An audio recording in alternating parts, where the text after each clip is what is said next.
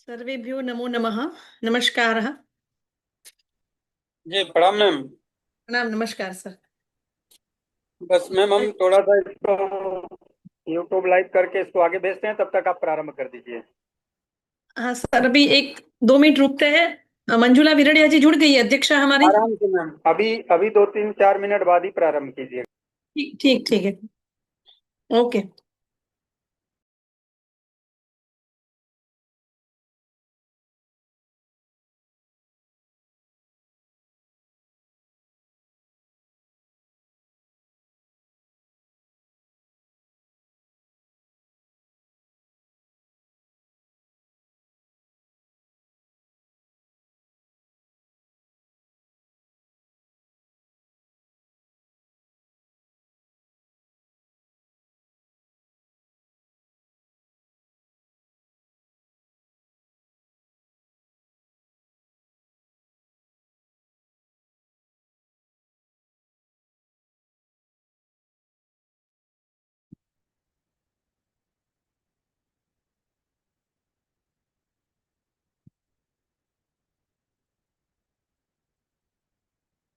नमस्ते प्रीतिबेन।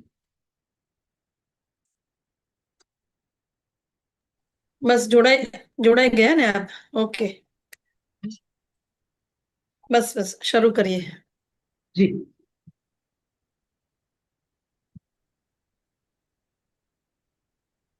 कोमल जोशी जुड़ गए हमारे साथ। Yes, Komal is there.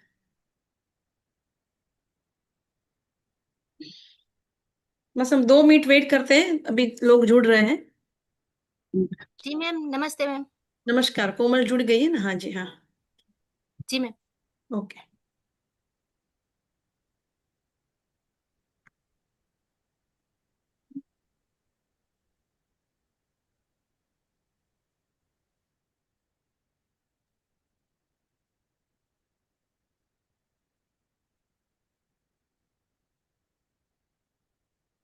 हम प्रारंभ कर रहे हैं कार्यक्रम का। हाँ जी, हमारी मुख्य वक्ता भी जुड़ गई है, अध्यक्षा भी जुड़ गई है।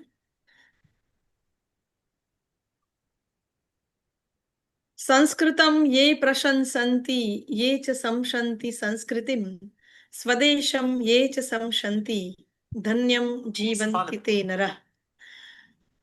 वैश्विक संस्कृत मंच विदुषी समूह द्वारा आयोजित मासांत व्याख्यान माला के 8वें पुष्प में आप सभी का हम हार्दिक स्वागत अभिनंदन करते हैं। संस्कृत से प्रभावित नारी लिखित गुजराती साहित्य, इस विषय को लेकर पुनः हम आपके सामने आज उपस्थित हुए हैं। आप सभी श्रोताओं का हम पुनः पुनः हार्दिक स्वागत अभिनंदन करते हैं। अध्यक्षा के रूप में आज हमारे साथ जुड़ी है डॉक्टर मंजुला विराड़िया, जो कि प्रसिद्ध शिक्षाविद एवं गुजरात विश्वविद्यालय से संलग्न श्रीमती एपी पटेल आर्ट्स एवं MP Patel commerce college Naroda Ahmedabad के संस्कृत विभाग की अध्यक्षा एवं प्राध्यापिका है, जिनका हम मंच की ओर से हार्दिक स्वागत करते हैं।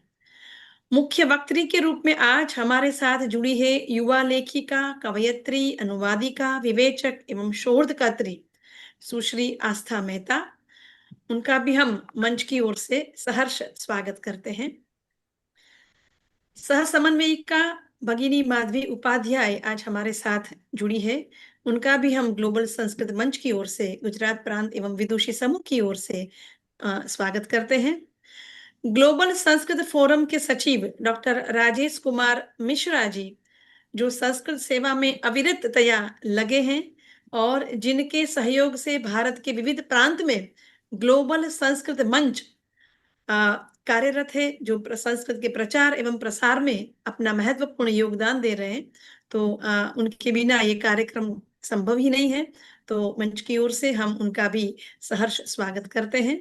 हमारे साथ आज भावक एवं सहृदयी श्रोता जुड़े हैं, उनका भी मैं पुनः स्वागत करती हूँ, क्योंकि आप सभी की उपस्थिति ही यह कार्यक्रम को गरिमा दे रही है। अब मैं कार्यक्रम की शुरुआत हम करेंगे कुमारी कोमल जोशी, जो गुजरात विश्वविद्यालय के संस्कृत विभाग की पीएचडी शोध छात्रा है। उनको मैं निवेदन करूंगी कि प्रार्थना करके आज के हमारे इस कार्यक्रम का प्रारंभ करें। कोमल जोशी जी आए। धन्यवाद मैम। हाँ जी। सर्वेभ्यो नमो नमः। न गुरोरधिकं तत्त्वं न गुरोरधिकं तपः तत्त्वज्ञानात् परं नास्ति तस्मै श्रीगुरुवे नमः। अज्ञानतिमिरान्धस्य ज्ञानाञ्जनशलाकया चक्षुरुन्मिलितं येन तस्मै श्रीगुरुवे नमः। तस्मै श्रीगुरुवे नमः। अस्तु, धन्यवाद मैम। तस्मै श्री गुरवे नमः। बहुत बहुत धन्यवाद कोमल जी, आपने कार्यक्रम को प्रार्थना से शुभारंभ करवाया। आज का यह आयोजन मासांत व्याख्यान माला पुष्प 8 अपने आप में अत्यंत सार्थक है, क्योंकि इसमें हम गुजराती काव्य साहित्य का अध्ययन संस्कृत परंपरा के आलोक में करने जा रहे हैं। और इस विद्वत समूह के प्रति मैं कृतज्ञ हूं कि इन्होंने इस गंभीर और समसामयिक विषय पर विचार विमर्श करने का और ये इस प्रकार की व्याख्यान श्रेणी का आयोजन करने का हमें अवसर प्रदान किया है। संस्कृत भाषा भारतीय साहित्यिक परंपरा के एक महत्वपूर्ण अंतर संबंध को प्रतिदिन रेखांकित करती है। संस्कृत दर्शन, काव्य शास्त्र, आख्यान परंपरा की मूल भाषा होने के कारण आधुनिक भारतीय भाषाओं के साहित्यिक संस्कारों की आधारशिला भी है। और गुजराती महिला लेखिकाओं ने संस्कृत ग्रंथों का, विशेषतः महाकाव्य स्मृति परंपरा से प्राप्त वैचारिक ढांचे, नैतिक प्रश्न और चरित्र संरचनाओं को समकालीन संदर्भों में पुनर्व्याख्यायित करने का प्रयत्न किया है, जो वस्तुतः बहुत ही सराहनीय है। और आज का जो हमारा व्याख्यान है गुजराती सुश्री आस्था मेहता जिसके ऊपर बात करेगी, हमारे गुजराती की बहुत बड़ी लेखिका विचारक कुंदनिका कापड़िया जी, उनकी जो परम समीपे काव्य कृति है, इनके ऊपर आज कुमारी आस्था विचार विमर्श करेगी। तो मैं यहाँ कहना चाहूंगी कि कुंदनिका कापड़िया स्वयं गुजरात साहित्य की एक प्रमुख एवं संवेदनशील लेखिका थी, आज हमारे साथ हमारे बीच नहीं है। उनका साहित्य प्रमुखतः नारी चेतना, आत्मखोज, आध्यात्मिकता जैसे विषय पर केंद्रित रहा है। उनकी प्रसिद्ध कृति परम समीपे एक गहन आध्यात्मिक एवं मनोवैज्ञानिक उपन्यास है, जो हमारी आज की वक्त्री अपनी बातें रखेगी इसमें। इस उपन्यास में मनुष्य की आत्मा और परम सत्य के निकट पहुंचने की यात्रा का महत्वपूर्ण वर्णन है। लेखिका ने अत्यंत सरल, संवेदनशील और प्रभावशाली भाषा का प्रयोग इसमें किया है। और परम समीपे में नारी के आंतरिक संसार और उसकी स्वतंत्र पहचान की प्रमुखता है। हम इसके ऊपर ज्यादा बात न करते हुए हम सुश्री आस्था मेहता को निवेदन करेंगे कि आज के अपने वक्तव्य के उद्घाटित करें। उससे पूर्व मैं उनका थोड़ा संक्षिप्त परिचय देना चाहूंगी। सुश्री आस्था मेहता संस्कृत भाषा एवं भारतीय शास्त्रीय परंपरा की एक प्रतिभाशाली साधिका है। आपने संस्कृत विषय में स्नातक तथा अनुस्नातक दोनों ही स्तर पर स्वर्ण पदक प्राप्त करके अपनी अकादमिक उत्कृष्टता सिद्ध की है। वर्तमान में आप संस्कृत विषय की शोधार्थी, रिसर्च स्टूडेंट हैं और उच्च अध्ययन में आप आज भी संलग्न हैं। साहित्यिक एवं शैक्षणिक उपलब्धियों के साथ साथ आप भारतीय शास्त्रीय कलाओं में भी प्रवीण हैं। आपने शास्त्रीय संगीत एवं भरतनाट्यम विशारद की उपाधि प्राप्त की है। आपकी बहुआयामी प्रतिभा का वह एक परिचायक है। वर्तमान में आप ओमकार प्रकाशन की संस्थापिका एवं प्रकाशिका के रूप में कार्यरत है। इस माध्यम से आप साहित्यिक, सांस्कृतिक एवं आध्यात्मिक विषयों के प्रचार प्रसार में भी अपनी सक्रिय भूमिका निभा रही है। आप एक संवेदनशील कवयित्री एवं सृजनशील लेखिका भी है। आपकी लेखन रुचि विशेष रूप से भारतीय शास्त्रीय संगीत, विशेषतः हिंदी एवं संस्कृत में बंदिश लेखन एवं रचना, संगीत संयोजन, कंपोजिशन तथा भरतनाट्यम एवं अन्य शास्त्रीय नृत्य शैलियों के लिए भी आप नृत्य नाटिका निर्माण में भी संलग्न हैं। इसके अतिरिक्त आप वैदिक साहित्य से प्रेरित कथाओं का सृजन करती है, जिनमें भारतीय संस्कृति की गहनता एवं आध्यात्मिकता का सुंदर समन्वय देखने को मिलता है। तो हम आज हमारे आज की युवा वक्त्री आस्था मेहता को निवेदन करेंगे कि अपने विषय पर अपना व्याख्यान दे। सुश्री आस्था मेहता, स्वागत है।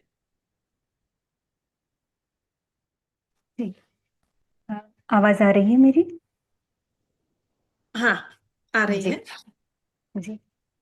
सर्वप्रथम तो संस्कृत ग्लोबल मंच एवं विदुषी मंच आप सभी के द्वारा यह जो कार्यक्रम आयोजित किए जा रहे हैं और उसमें सब भाग लेने का जो मुझे अवसर प्राप्त हुआ है, और श्रोता रूप में तो सही किंतु आज वक्ता के रूप में आपने जो मुझे यह अवसर दिया है, उसके लिए सर्वप्रथम आप सभी गुरुजनों को मेरा प्रणाम और वंदन।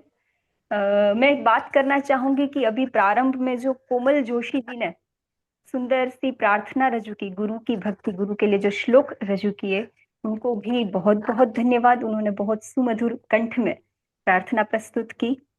तो ज्यादा समय ना लेते हुए मैं सीधी विषय पे आती हूँ।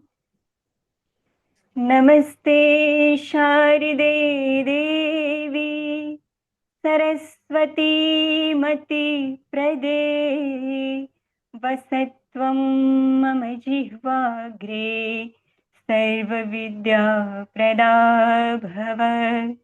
अखण्डमण्डलाकारं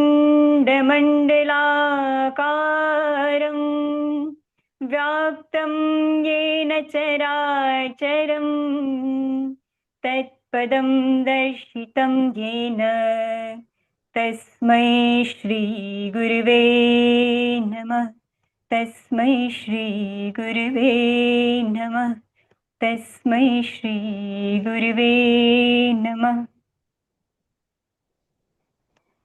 हम सब जानते हैं कि किसी भी कार्यक्रम का प्रारंभ करना हो या कोई भी शुभ कार्य करना हो या अपने जीवन के दिन का भी प्रारंभ करना हो, तो उन सभी के प्रारंभ में मंगलाचरण के रूप में या प्रार्थना के रूप में हम सदैव से कुछ स्तोत्र, कुछ श्लोक दोहराते आए। जैसे कि आज के कार्यक्रम के प्रारंभ में भी कोमल जोशी जी ने गुरु जी की वंदना की, मैंने अपने शब्दों को रखते हुए अपने गुरुजनों को प्रणाम किया। तो यह जो प्रार्थना की परंपरा चली आ रही है, यह परंपरा कहाँ से चली आ रही है? हम सब इससे माहितगार है ही। जबकि यह विषय रखा गया है व्याख्यान का कि गुजराती लेखिकाओं के द्वारा रचित जो गुजराती साहित्य है, जो कृतियां है, उसमें संस्कृत का प्रभाव कहाँ पड़ता है। तो सबसे पहले तो एक बात मैं यहाँ ये कहना चाहूंगी कि यह जो विषय हमारे गुरुजनों ने या आयोजकों ने रखा है, सच में ये सबसे बड़ा आनंद का विषय यह है कि संस्कृत भाषा का अन्य भाषाओं के साथ, अन्य लेखक और लेखिकाओं के कार्यों के साथ जो संबंध है, उसको समझने का, उसका अध्ययन करने का और संस्कृत के व्यापक स्वरूप को, साहित्य के एक व्यापक दृष्टिकोण को प्राप्त करने का अवसर हमें इससे प्राप्त होता है। तो ठीक नहीं है, कल किसी चलेंगे। का आवाज आ रहा है, किसी का माइक्रोफोन ऑन हो गया है। Okay okay, thank you. तो मुझे सबसे ज्यादा आनंद इस बात का हुआ जब मैं सोच रही थी कि कौन सा विषय लूं, कौन सी कवियत्री लूं, कौन सी कृति लूं जिसके ऊपर मैं संस्कृत का प्रभाव जोड़ पाऊं। तो सबसे पहले एक संस्कृत की विद्यार्थी होने के नाते मेरे मन में आया व्यासोच्छिष्टम जगत सर्वम, यही वाक्य आया और अंदर से बहुत ही आनंद हुआ कि हम सब तो सदैव से कहते आ रहे हैं कि भगवान व्यास ने जो कुछ भी कहा है उसी के द्वारा ये पूर्ण जगत में जो कुछ भी शब्द रचे गए हैं, जो कुछ भी साहित्य की रचना की गई है, हमें मिलती है। हम महाभारत, रामायण जैसे काव्यों को भी उपजीव्य काव्य मानते हैं। तो संस्कृत के ये महाकाव्य, ये महाग्रंथ तो है ही जिससे अनेक कवियों ने, अनेक साहित्यकारों ने प्रेरणा प्राप्त की ही है। फिर वो गुजराती भाषा के हो, तमिल भाषा के हो, कन्नड़ भाषा के हो, हिंदी भाषा हो, मराठी भाषा के हो या अंग्रेजी भाषा के भी हो। सबसे ज्यादा आनंद ये बात बताते हुए होता है कि केवल भारतीय भाषा नहीं किंतु विदेशी भाषाओं में भी संस्कृत की भाषा का या संस्कृत के ज्ञान का प्रभाव उनके लेखकों के साहित्य भी हमें प्राप्त होता है, देखने को मिलता है। तो मैं कहना चाहूंगी कि संस्कृत न केवल एक भाषा है, वह संस्कार है। यह संस्कार हम सभी के रगों में दौड़ रहे हैं, बसे हुए हैं। केवल उसको भाषा के रूप में ना देखते हुए जो संस्कार दिए गए हैं हमारी संस्कृत भाषा के माध्यम से, उन संस्कारों का सिंचन अनेक संत कवियों ने, अनेक महाकवियों ने अपने अलग अलग अलग शब्दों के द्वारा प्रस्तुत किया है। तो आज मैं कुंदनिका कापड़िया, जिनका संक्षिप्त परिचय प्रीति मैम ने आपसे करवा ही दिया है, तो गुजराती लेखन कौशल में उनका नाम महिला लेखिकाओं में सर्वप्रथम उनका नाम लिया जाता है वो बहुत ही अग्रणी ऐसी महिला लेखिका है गुजराती भाषा के लिए।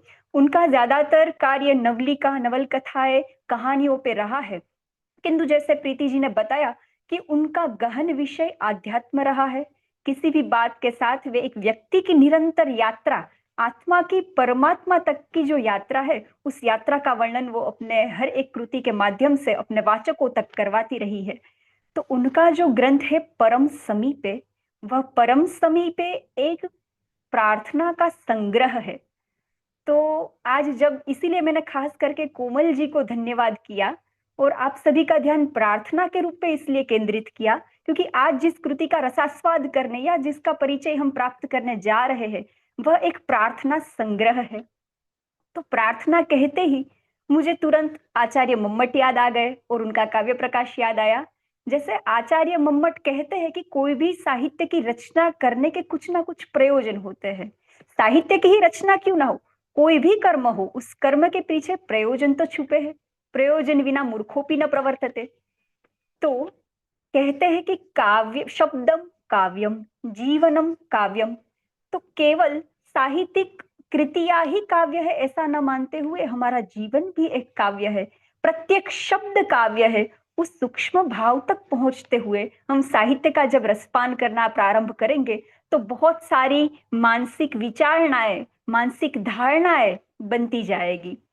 तो आचार्य मम्मट कहते हैं कि काव्यम यश से अर्थकृते व्यवहार विदे शिवेतर क्षतये सद्य पर निवृत्तये कांता संमितयोपदेश युजे। तो वो कुछ प्रयोजन बताते हैं कि कवि के या किसी भी लेखक के काव्य या कोई भी साहित्यिक कृति रचने के पीछे के क्या कारण हो सकते हैं। तो यश से यश प्राप्ति के लिए, अर्थकृते, हाँ यश प्राप्त होगा तो अर्थ लाभ भी होगा, उसको अपना पूरे जीवन में आजीविका के रूप में भी वे लेखन कार्य को स्वीकार कर सकते हैं। काव्यम यश से अर्थकृते व्यवहार विदे, व्यवहार का ज्ञान, समाज में जो भी व्यवहार चल रहे उसका ज्ञान कराने के लिए। काव्यम यश से अर्थ से व्यवहार कृते सद्य पर निवृत्तये, तुरंत निवृत्ति के लिए। तो निवृत्ति किससे चाहिए? और एक है शिवेतर क्षतये, जो शिव से इतर है, अर्थात जो कल्याण से इतर, अर्थात जो अकल्याण है, उस अकल्याण से रक्षा प्राप्ति करने के लिए। तो जो प्रार्थना का स्वरूप है, वह प्रार्थना का स्वरूप कुछ शिवेतर क्षतये, इस प्रकार के प्रयोजन की पूर्ति के लिए हम अपने जीवन में उसको लेते हैं। तो जो अशिव तत्व है, अर्थात जो अकल्याण है, अकल्याण मतलब क्या? हमारे जीवन में यह अकल्याण के भाव हम प्रतिदिन बहुत बार महसूस करते हैं। कहीं डर, कहीं शंका, कहीं विचारों में द्वंद्व हो जाते हैं कि सही क्या है, गलत क्या है, मैं जो व्यवहार कर रहा हूँ वो सही है या नहीं, गलत है या सही कौन बताएगा। या कहीं हम इतने हार जाते हैं कि हमें पता ही नहीं चलता कि रास्ता कहाँ है, आगे जाना कहाँ है, हमारा उद्देश्य क्या है, लक्ष्य क्या है। बीच में कोई ना कोई रुकावटें आ जाती है, तब हमारा मन विह्वल होने लगता है, हमारा मन निर्णय नहीं कर पाता है कि क्या करना है। तब अंदर से केवल एक आवाज उठती है और वो आवाज, वह ध्वनि जो होती है वह प्रार्थना की होती है। तो प्रार्थना से हम सभी जुड़े हुए हैं।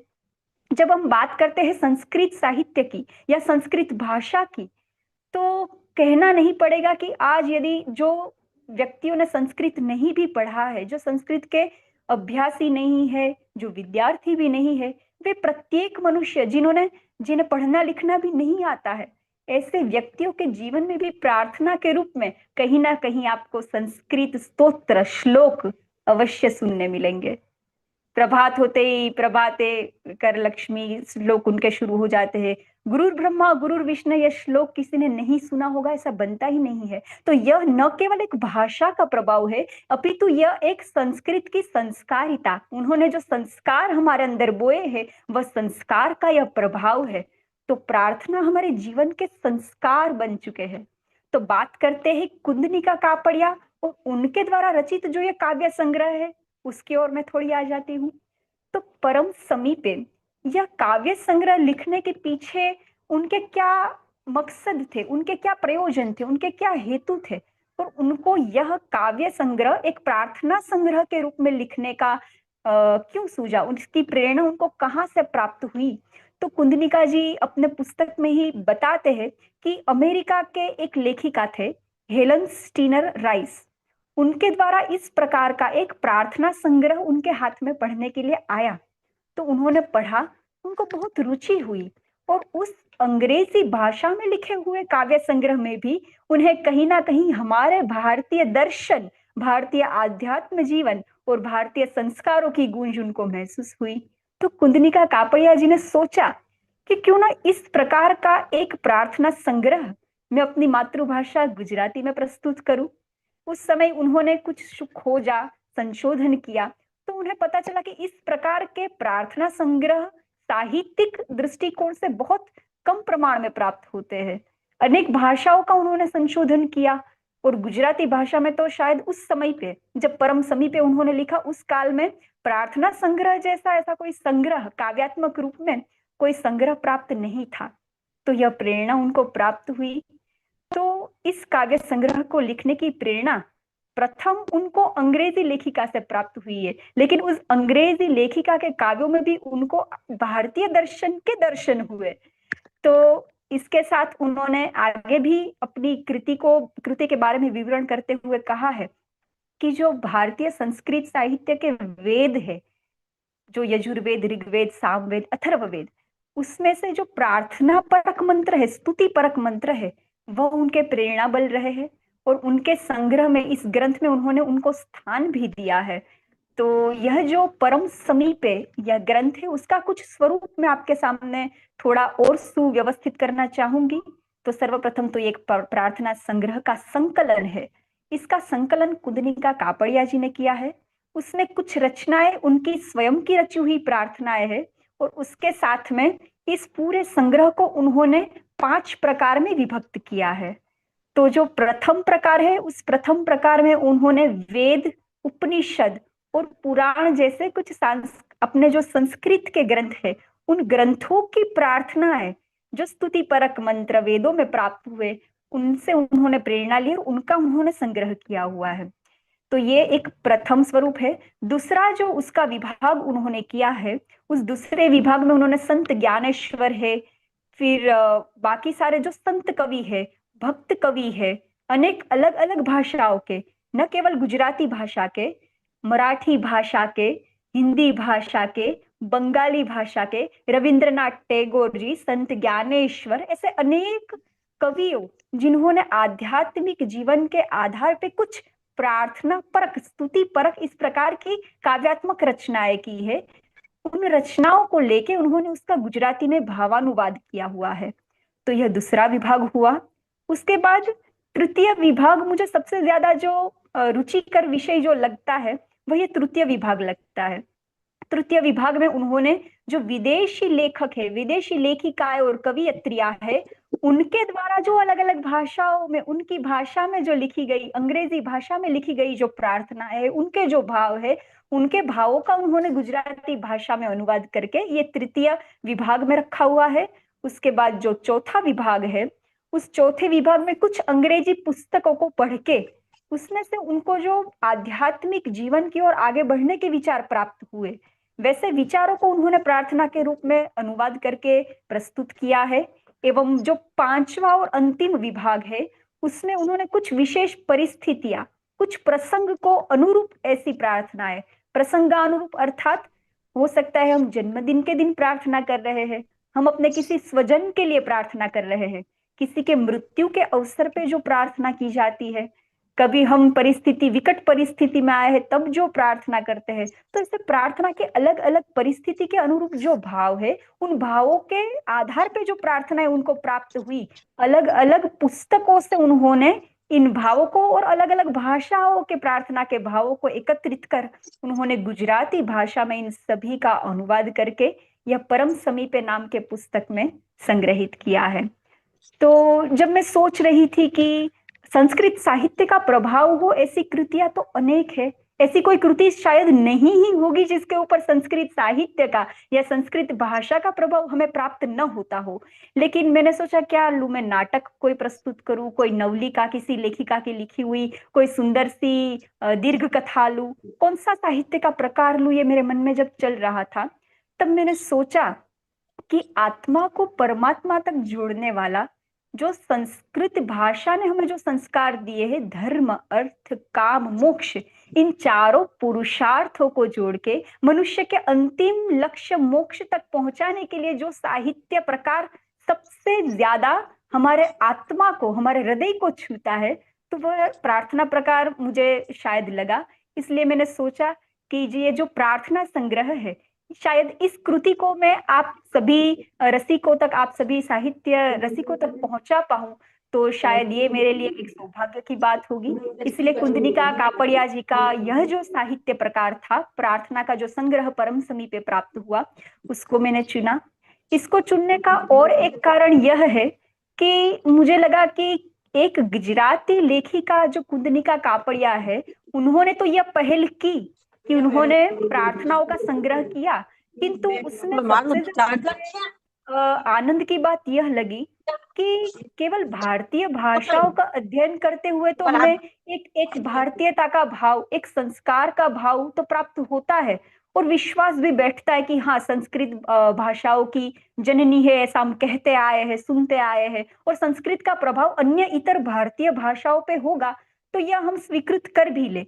लेकिन जब उन्होंने विदेशी लेखक और लेखिकाओं की प्रार्थनाएं जब उन्होंने अनुवादित करके लिखी, तो उन जो अंग्रेजी भाषा, आंग्ल भाषा, अन्य विदेशी भाषाओं में प्राप्त जो प्रार्थनाएं थी, उसमें जो संस्कृत साहित्य, न केवल संस्कृत साहित्य अपितु संस्कृत आध्यात्मिक जीवन दर्शन साहित्य का जो प्रभाव प्राप्त हुआ, वो और भी विशेष था।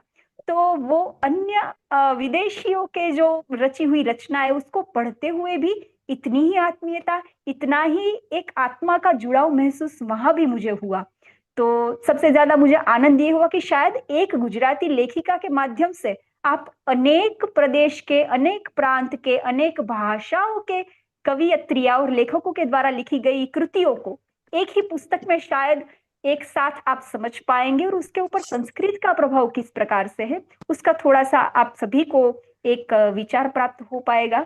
तो इसलिए मैंने यह परम समीपीय नाम की कृति को पसंद किया।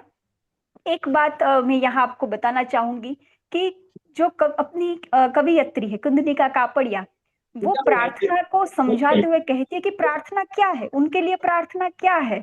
प्रार्थना हम सभी के लिए कुछ अलग अलग अर्थ हो सकते हैं। हम मंदिर में जाते हैं, ज्यादातर लोग मंदिर में जाके अरे ईश्वर मुझे नौकरी मिल जाए, मुझे थोड़ा सा धन प्राप्त हो जाए, घर में ये दुविधाएं है, ये सुलझ जाए, रिश्ते अच्छे नहीं है, ये सुलझ जाए, इतना हो जाए, ये हो जाए। तो क्या यह प्रार्थना है?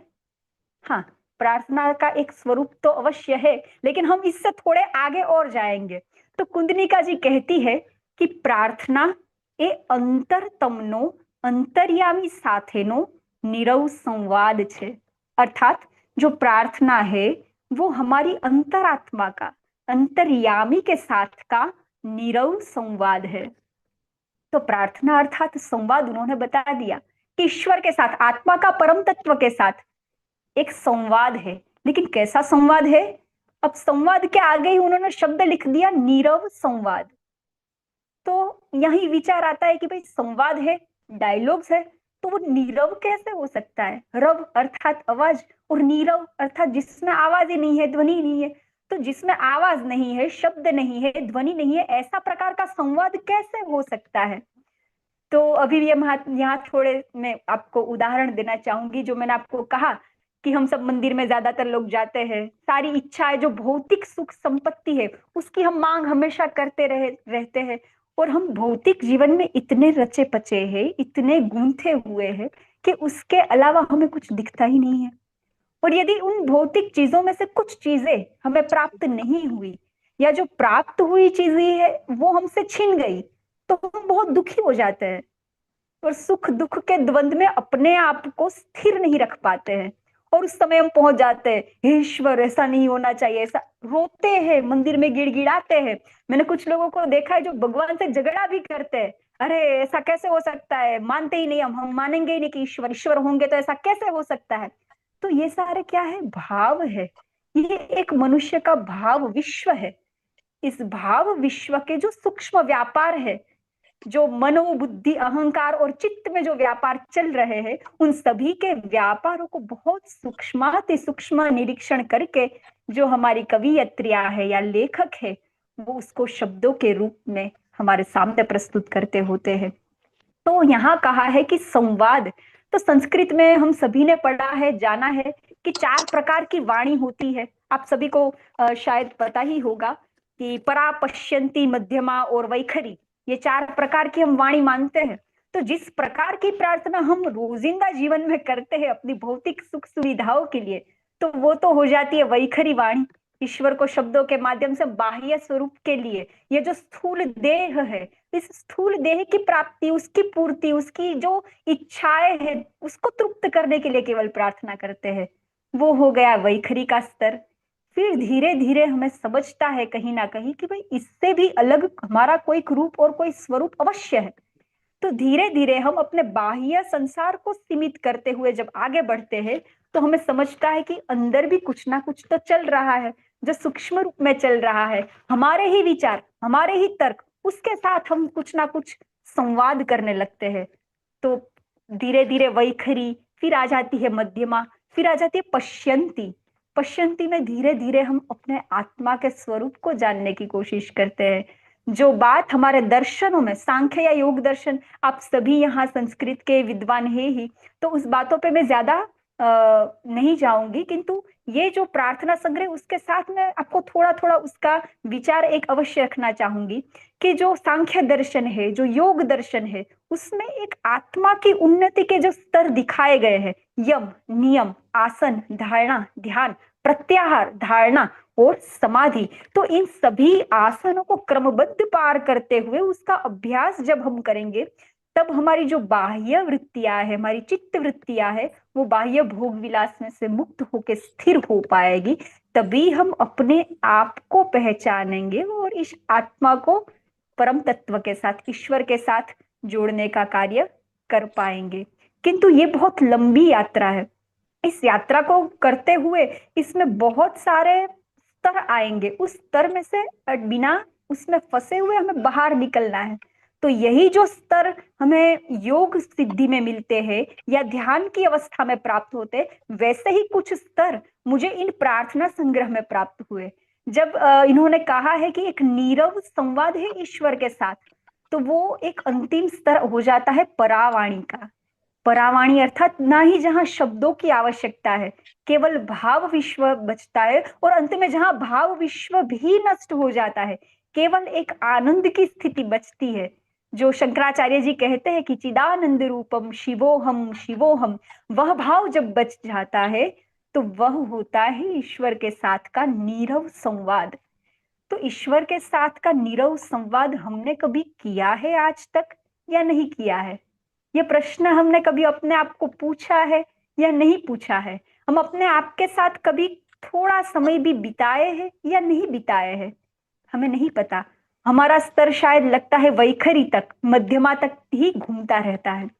तो यह जो परम समीपे काव्य ग्रंथ है, जो प्रार्थना ग्रंथ है, उसमें मुझे लगता है कि यह जो मनुष्य की यात्रा है, जो बाह्य जीवन, जो भौतिक जीवन से लेके वो सूक्ष्म तत्व, सूक्ष्म शरीर अर्थात जो मन, बुद्धि, अहंकार और चित्त में जो घटनाएं घटित हो रही है, उन विचारों की भी शुद्धि करते हुए जब वो परमेश्वर तक पहुंचता है, वो संपूर्ण यात्रा, इसमें एक एक एक प्रार्थनाओं में मुझे कहीं ना कहीं अवश्य दिखने को मिला है। तो कुछ उदाहरण मैं आपके सामने रखना चाहूंगी जिसके साथ आप कृति को भी जोड़ पाए।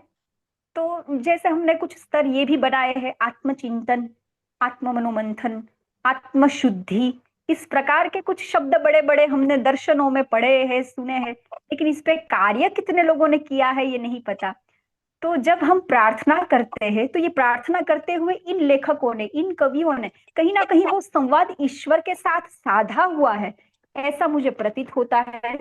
मैं कुछ एग्जाम्पल आपके सामने रखना चाहूंगी। जो प्रारंभिक पहला विभाग है, मैंने आपको कहा कि जिसमें से सीधे ही उन्होंने वेद की जो प्रार्थना है, जो स्तुति परक स्तोत्र मंत्र है, वो उन्होंने लिए हैं। उसमें से उन्होंने रुद्राष्टाध्यायी के भी कुछ मंत्र लिए, नमः शंभवाय च, मयो भवाय च, नमः शंकराय च, शिवाय च, ये सभी से आप माहितगार है ही। दूसरा उन्होंने ये भी लिया है, मनसक काम माकुतिम वाच सत्यमशीमयम। इस प्रकार के जो भी हम सभी मेरे ख्याल से इन वैदिक स्तोत्रों से, इन मंत्रों से परिचित है ही, क्योंकि मंदिरों में, हमारे रोजिंदा जीवन में भले इनका अर्थ किसी को पता ना भी हो, जिन्होंने संस्कृत नहीं पढ़ा, किंतु वे उनको भी ये स्तोत्र, ये श्लोक कंठस्थ प्राप्त होंगे ही अवश्य। आप अपने आसपास के जो लोग आपको दिखते हैं, उनमें भी आपको इन प्रार्थनाओं का स्वरूप कहीं ना कहीं प्राप्त होता हुआ दिखेगा। उन्होंने यजुर्वेद और ऋग्वेद की भी कुछ प्रार्थनाएं ली है, जो खास करके ऋग्वेद के अंदर जो देवताओं की स्तुति है, अनेक देवता, अर्थात हमने वायु को भी देव कह दिया, सूर्य को भी देव कह दिया, जो दीप्यमान है दे दीप्यमान है, एवं जो दाता है, जो कुछ प्रदान करता है, उन सभी को हमने देवता कहा है। तो सभी देवताओं से अभय की प्राप्ति की मांग की गई है, सभी देवताओं से आरोग्य की प्राप्ति की मांग की गई। इस प्रकार से जो भी मांगा है वो ऋग्वेद में इस प्रकार के हमें कुछ इस प्रकार के मंत्र प्राप्त होते हैं। अलग अलग इंद्र के सूक्त प्राप्त होते हैं, अग्नि देव के सूक्त प्राप्त होते हैं, उषस देव के सूक्त प्राप्त होते हैं। तो उसी प्रकार के कुछ सूक्त का, कुछ श्लोकों का उन्होंने जो प्रथम विभाग है उसमें उन्होंने संकलन किया हुआ है और उसका अनुवाद भी उन्होंने दिया हुआ है। तो प्रथम विभाग का परिचय मैं आपको ज्यादा इसलिए नहीं देना चाहूंगी क्योंकि ये जो संस्कृत साहित्य, ये जो स्तोत्र साहित्य है, उन सबसे आप परिचित है ही। मुझे बात करनी है कुछ अन्य गुजराती अनुवाद और अन्य भाषाओं का। उन्होंने जो गुजराती में प्रार्थनाओं का अनुवाद किया है, उन प्रार्थनाओं का परिचय मैं आप सभी से अवश्य कराना चाहूंगी। तो जो द्वितीय विभाग उन्होंने लिखा है, जो भक्त कवि है, संत कवियत्रियां है, उन्होंने जो लिखा है उसमें से एक तो सबसे पहले परम कृष्ण रामहंस, उनके द्वारा लिखी जो एक प्रार्थना है, उसका उन्होंने अनुवाद यहाँ पे रखा है। तो आप सभी को पता ही है, रामकृष्ण परमहंस माँ भगवती, माँ भवानी के बहुत बड़े भक्त थे। उनसे संवाद, सीधा संपर्क साधते थे, जो स्वामी विवेकानंद को भी आश्चर्य होता था। इस पे बहुत सारी घटनाएं हम सभी को पता है, उनका जीवन हमको पता है। तो उनकी प्रार्थना के कुछ शब्द मैं आपको यहाँ बताती हूँ। उनकी प्रार्थना में उन्होंने ऐसा लिखा है कि हे जगदम्बा, हूँ मारी जात ने तारी कृपा पर छोड़ू छू, अर्थात मैं अपने आप को तेरे ही शरण में छोड़ दे रहा हूं, तू मुझ पे जो भी कृपा करेगी वो। तारा सिवाय मारू बीजू कोई નથી, તારા નામનું ગાન કેવી રીતે કરવું એ હું જાણતો નથી। મારામાં એ ભક્તિ કે જ્ઞાન નથી જે મને તારા ભણી દોરી જાય। હું તો બસ એટલું જ જાણું કે હું મારી જાતને તારી કૃપા માટે છોડું છું। अर्थात तुम्हारे बिना इस संसार में मेरा और कोई भी नहीं है। तुम्हारे नाम का गान कैसे करना है, तुम्हारी पूजा कैसे करनी है, वो भी मैं नहीं जानता हूँ। मुझ में वो भक्ति का ज्ञान भी नहीं है जो मुझे तुम्हारी ओर ले जाए, उन ग्रंथों का मुझे ज्ञान नहीं है। तो ये जो प्रार्थना जब मैं पढ़ रही थी तो सीधा ही ये पढ़ते हुए मुझे वापस शंकराचार्य जी याद आ गए और उनके द्वारा रचित भवानी अष्टकम याद आ गया, जो वो कहते हैं कि न तातो न माता न बंधुर न दाता, न पुत्र न पुत्री न मृत्यो न भर्ता, न जाया न विद्या न वृत्तिर्ममेव, गतिस्त्वम त्वमेका भवानी। तो यहाँ पे रामकृष्ण परमहंस की प्रार्थना में भी वही भाव आपको देखने को मिलेगा कि वे केवल जगदम्बा के प्रति अपने आप को समर्पित कर रहे हैं कि तुम ही एकमात्र मेरी गति हो, तुम ही मेरा मार्गदर्शन करो। वे कहते हैं कि मुझे पूजा नहीं पता, तुम्हारे नाम का गान कैसे करना वो नहीं पता। तो तुरंत मुझे वही याद आया, न जानामि ध्यानम न च न्यास योगम, न जानामि पूजा न तंत्रम न स्तोत्रम न मंत्रम। तो शंकराचार्य जी का भवानी अष्टकम ये पढ़ते हुए सीधा ही मैं वहां पहुंच गई। तो मुझे लगता है कि जो संस्कृत के स्तोत्र साहित्य, न केवल शंकराचार्य द्वारा रचित, जितने भी स्तोत्र रचे गए हुए, जितने भी काव्य प्रार्थना परक रचे गए हैं, उन सभी का कहीं ना कहीं मर्म इन सभी कवियों के काव्य में हमें प्राप्त होता है। एक दो और मैं काव्य का परिचय आपको कराना चाहूंगी। दूसरी एक संत कवि जो है वे है राबिया। उनकी प्रार्थना, बहुत सुंदर सी प्रार्थना उन्होंने की है। उन्होंने कहा है, हे प्रभु, હું નરકના ડરથી તારી પૂજા કરતી હું, તો તું મને એ નરકની આગમાં સળગાવી દે. અને સ્વર્ગના લોભથી જો તારી સેવા કરતી હું, તો એ સ્વર્ગનું દ્વાર મારા માટે બંધ કરી દે. પણ હું જો તારી પ્રાપ્તિ માટે જ તારી ભક્તિ કરતી હોઉં, તો તું મને તારા અપાर सुंदर स्वरूप થી वंचित न राखीश. तो यहाँ पे कवियत्री कहती है कि अगर मैं नर्क के डर से तुम्हारी पूजा कर रही हूँ, हम सब करते हैं ना, कभी ना कभी किसी डर के कारण ईश्वर के पास पहुंचते हैं, या कभी किसी की प्राप्ति के लिए, स्वर्ग प्राप्ति. किंतु स्वर्ग प्राप्ति क्या है? भोग ही है. वो जहाँ पे हमारा पुण्य समाप्त होते पुनः हमें पृथ्वी पे आना ही पड़ेगा. तो वे कहते कि अगर डर से मैं तुम्हारी पूजा कर रही हूँ, तो वो नर्क के, तुम मुझे उस नर्क में ही डाल देना जिसका मुझे डर लग रहा है. बराबर. फिर वे कहते हैं कि अगर स्वर्ग के लोभ से मैं तुम्हारी प्रार्थना करती हूँ, तो वो स्वर्ग के द्वार बंद कर देना मेरे लिए. अर्थात मेरे जीवन में तुम मुश्किल दो. जब तक मैं मुश्किल रास्तों पर चल के आगे नहीं बढ़ूंगी, तब तक मुझे समझेगा नहीं कि ये जीवन क्या है, तुमने ये संसार की रचना क्यों की है, ये माया का चक्र. ये सब पढ़ा पढ़ाया तो है, लेकिन उसको महसूस तो करना है, उसका अनुभव तो लेना है. जब तक हम अनुभूति नहीं लेंगे, आत्म साक्षात्कार नहीं करेंगे, तब तक वह केवल थियरी रह जाएगी. प्रैक्टिकल रूप में अप्लाई कैसे करेंगे? अपने जीवन को मोक्ष प्राप्ति तक कैसे पहुंचाएंगे? इन सभी संत कवियों के साहित्य को पढ़ते हुए, इन प्रार्थनाओं को पढ़ते हुए, तो दूसरे ही दिन लगता है, जब किताब खत्म हुई, मुझे लगा वाह, मुझे तो मोक्ष मिल गया. तो साहित्य पढ़ के ही उतना आनंद मिला. किंतु अगर उन बातों को मैं अपने जीवन में जब तक नहीं उतारूंगी, तब तक मुझे मोक्ष मिलने वाला नहीं है. तो यह जो आध्यात्मिक जीवन की एक उच्च आदर्श की बात हम करते हैं, यह आदर्श की बात भारत का बच्चा बच्चा करता है. भारत के किसी भी बच्चे के मुंह से आप ये मोक्ष, मुक्ति, प्राप्ति ऐसे शब्द आप सुन पाएंगे, और उससे आश्चर्य भी नहीं होता है. क्यों? क्योंकि हम मुक्ति के संतान है. इस धरा में ऐसी बात है, इस भारत में वो संस्कृत के संस्कार है, संस्कृत भाषा के संस्कार पाए जाते हैं, जिसके द्वारा हर किसी के रगों रग में दर्शन और आध्यात्म बिना पड़े भी संस्कारों के रूप में दौड़ रहा है. तो एक राबिया जी की ये प्रार्थना थी. समय का ख्याल रखते हुए एक और दो तीन प्रार्थना जो विदेशी कवि है, जिन्होंने अंग्रेजी भाषाओं में प्रार्थना लिखी है, पाश्चात्य भाषा शैली में लिखी हुए है, उनकी प्रार्थनाओं में किस प्रकार के भाव पाए जाते हैं, उसके बारे में मैं कुछ प्रकाश डालना चाहूंगी. तो एक प्रार्थना है सी.जी. रेजोटी नाम के किसी कवियत्री की है. उन्होंने लिखा है कि हे प्रभु, मृत्यु लगीना हे मार्गदर्शक, मृत्यु पर्यंत के तुम मेरे मार्गदर्शक हो. हे मृत्यु पर्यंत के मेरे मार्गदर्शक, तने मारी प्रार्थना छे, तुम्हें मैं प्रार्थना करता हूं, तू अमने ज्યાં લઈ જાય, જ્યાં દોરી જાય, ત્યાં અમે તને અનુસરીએ, એવી અમારા પર કૃપા કર. તું અમારા મનને, અમારા વિચારોને तू सारी दिशा तरफ अनुसरण कराओ. तो हमारे मन को, हमारे विचार को तुम एक दिशा प्रदान करो, उसे एक दिशा में, जो अच्छी दिशा, जो तुम्हें ठीक लगे. ये नहीं मांग रहे कि जो मुझे ठीक लगे, मुझे ये चाहिए, मुझे ये चाहिए, तुम मुझे वो दो, ऐसी प्रार्थना नहीं कर रहे.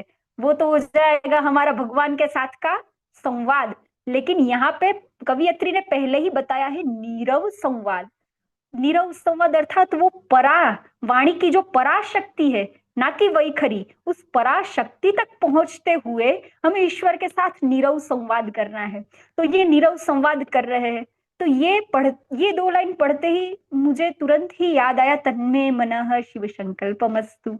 इसमें भी हम यही प्रार्थना करते हैं. ये जो यजुर्वेद में ये हमें शिव संकल्प सूक्त प्राप्त होते हैं, उसमें भी ईश्वर को, अपने मन को एक अच्छी दिशा में ले जाने के लिए ही प्रार्थना की गई है. सबसे महत्वपूर्ण बात ये हो जाती है कि शरीर एक जब माध्यम बनता है, लेकिन इस शरीर और इंद्रियों के द्वारा जो भी विषयों का हम ग्रहण करते हैं, उन विषयों का चिंतन, सूक्ष्माति सूक्ष्म भावों का चिंतन तो हमारी चित्त भूमि पे ही होता है. तो मन, बुद्धि और अहंकार के द्वारा जो भी खिचड़ी पकती है हमारी चित्त भूमि के ऊपर, उस खिचड़ी को ही हम खाते हैं और लोगों को भी खिलाते हैं. तो वो खिचड़ी कैसी बननी चाहिए, वो वानगी कैसी बननी चाहिए, वो एक कवि होने के द्वारा उसकी एक जिम्मेदारी भी बन जाती है कि उसके वाचकों तक वो किस प्रकार की वानगी, किस प्रकार की कृति परोसे, जिसमें वो उसके मन को, उसके भाव विश्व को, उसके सूक्ष्म व्यापार तक पहुंच पाए, वहां खलबलाहट मचा दे। ये नहीं कि केवल उसके बाह्य शारीरिक सौंदर्य से ही उसको मोहित करे या सम्मोहित करे। तो ये जो प्रार्थना संग्रह है, प्रार्थना का जो स्वरूप है, यह जो काव्य के स्वरूप है, इसमें ज्यादातर ना ही कहीं आपको अलंकारिक भाषा देखने को मिलेगी।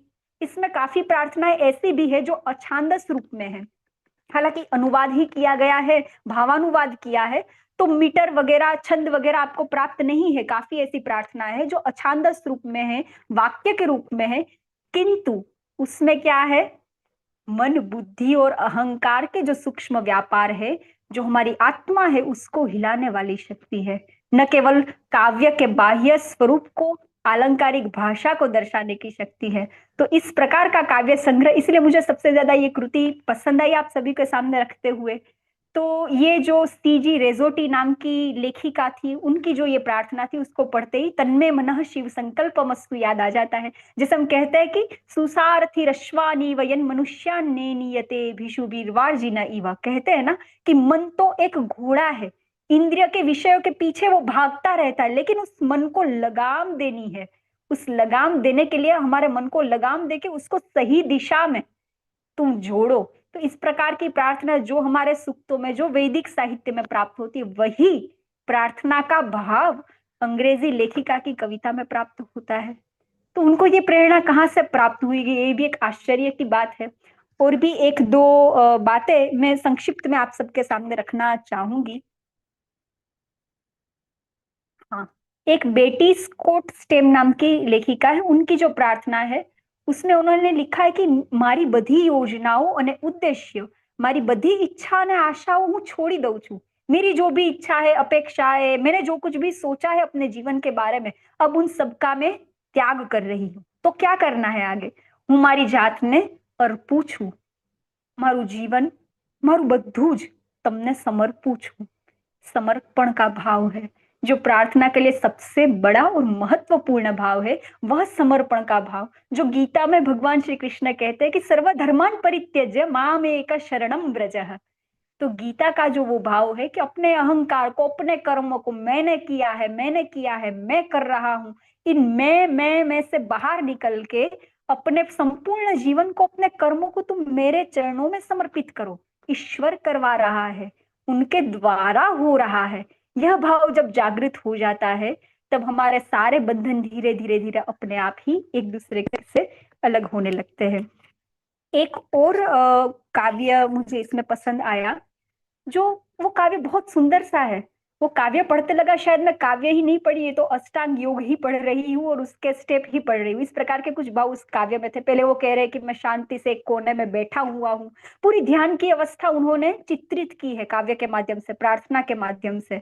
हजारों विषयों में मेरा मन चंचल इतना है कि हजारों विषयों में वो भागता जा रहा है, लेकिन मैं बलपूर्वक उसको स्थिर करने की कोशिश कर रहा हूँ। फिर वह सहज भाव से, उन वृत्तियों से मैं मुक्त होना मैंने सीख लिया है। तो जो योगस चित्त वृत्ति निरोधः की बात है कि जो हमारी चित्त वृत्तियां है उस पे अंकुश तो लगाना है, लेकिन कैसा अंकुश लगाना है? उसको जबरदस्ती नहीं दबाना है, धीरे धीरे धीरे उसमें से मुक्त होना है। तो योगस चित्त वृत्ति निरोधी की बात इन्होंने अपनी प्रार्थना में कही है।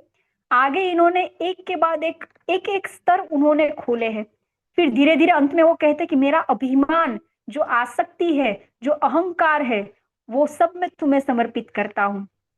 अंत में वो कहते हैं गईकाल सुधीनो हूं, मारामाथी बहार काढ़ी नाखूं छूं। वो कहते हैं गईकाल, कल तक जो ये भाव था कि मैं अनुभव कर रहा हूं, ये मेरा विश्व है, उस मैं को मैंने अब अपने आप में से बाहर निकाल दिया है। तो इस प्रकार के कुछ अष्टांग योग के सीधे ही यम, नियम, आसन, प्राणायाम, ये कहने पे तो एक स्टेप के रूप में हम सब जानते हैं, लेकिन ये जो प्रक्रिया है, पूरा जीवन, 1-2 जीवन भी शायद कम पड़ जाए इस प्रक्रिया को समझने के लिए। तो इस प्रकार के कुछ भाव भी इन कविताओं में प्राप्त होते हैं। तो ये तो 1-2 बात मैंने आपको बताई। बहुत सारी इसमें 100 से भी ज्यादा कविताओं का संग्रह है, तो हर किसी को तो समय की मर्यादा से मैं यहाँ प्रस्तुत नहीं कर पाऊंगी, पर आशा रखती हूँ शायद इस माध्यम से आपने यह जो परम समीपे कुंदनिका जी का जो प्रार्थना संग्रह था, उस संग्रह के बारे में आपको थोड़ा सा परिचय प्राप्त हुआ होगा।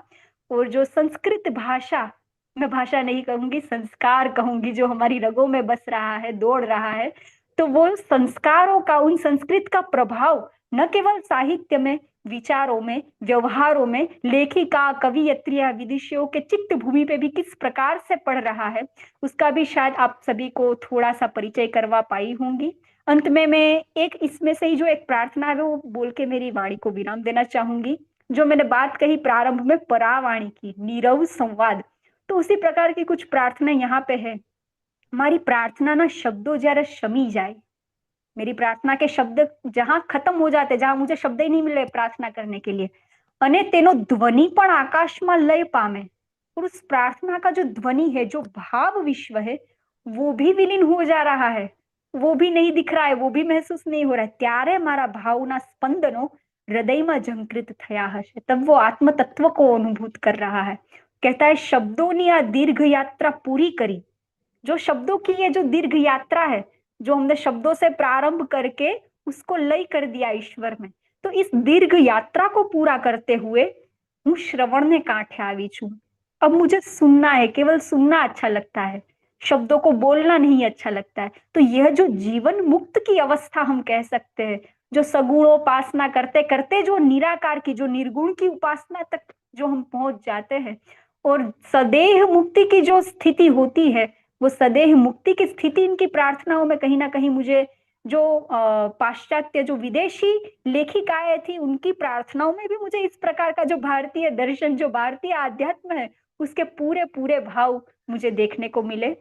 तो आशा रखती हूँ कि आप सभी को इस कृति का परिचय हुआ होगा। ये पुस्तक कुछ इस प्रकार की है, परम समीपे कुंदलिका कापड़िया। तो आशा रखती हूँ कि इस संग्रह के साथ, प्रार्थना संग्रह के साथ, प्रार्थना का भाव भी कुछ आप सभी तक पहुंचा होगा, और ईश्वर आप सभी की रक्षा करे। इसी प्रार्थना के साथ मैं अपनी वाणी को विराम देना चाहूंगी। धन्यवाद। अस्तु। बहुत बहुत धन्यवाद आस्था जी।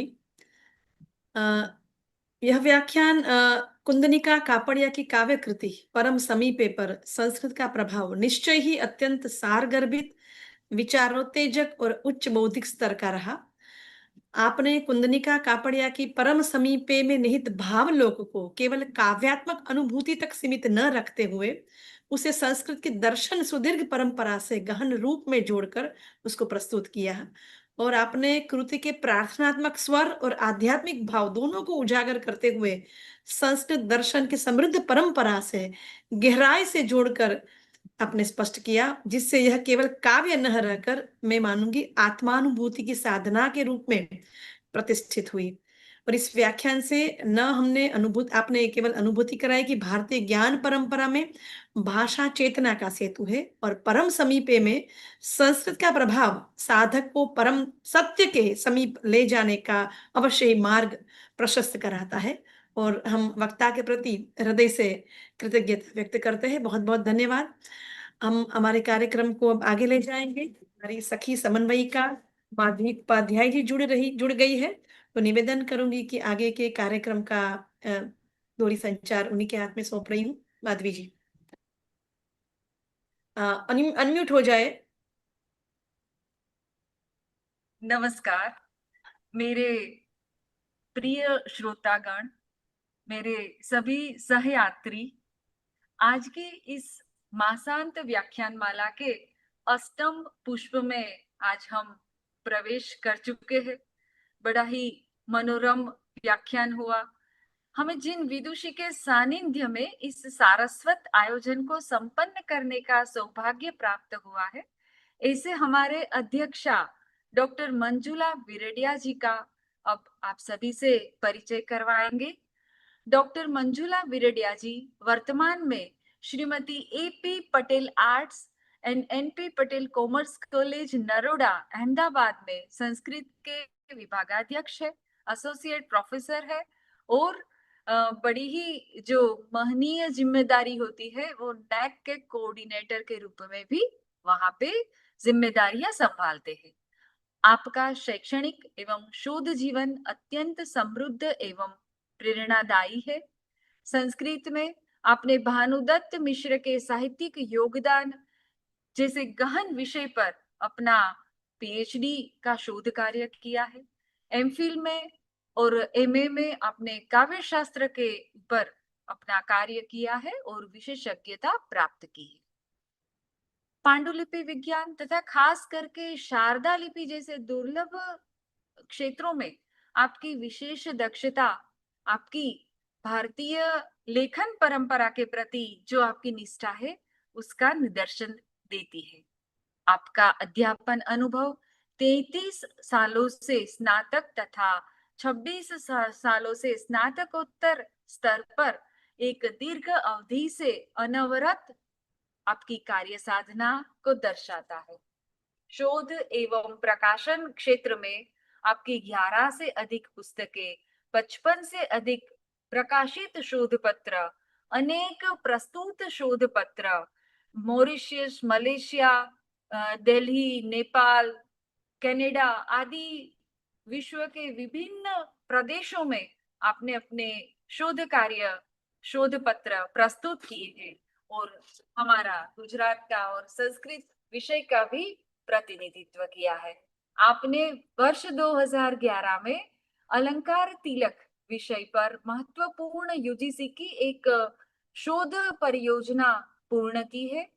शैक्षणिक नेतृत्व में आप गुजरात विश्वविद्यालय के बोर्ड ऑफ स्टडीज की सदस्य है। साथ ही अन्य कई यूनिवर्सिटीज में भी आप बोर्ड ऑफ स्टडीज के सभ्य है।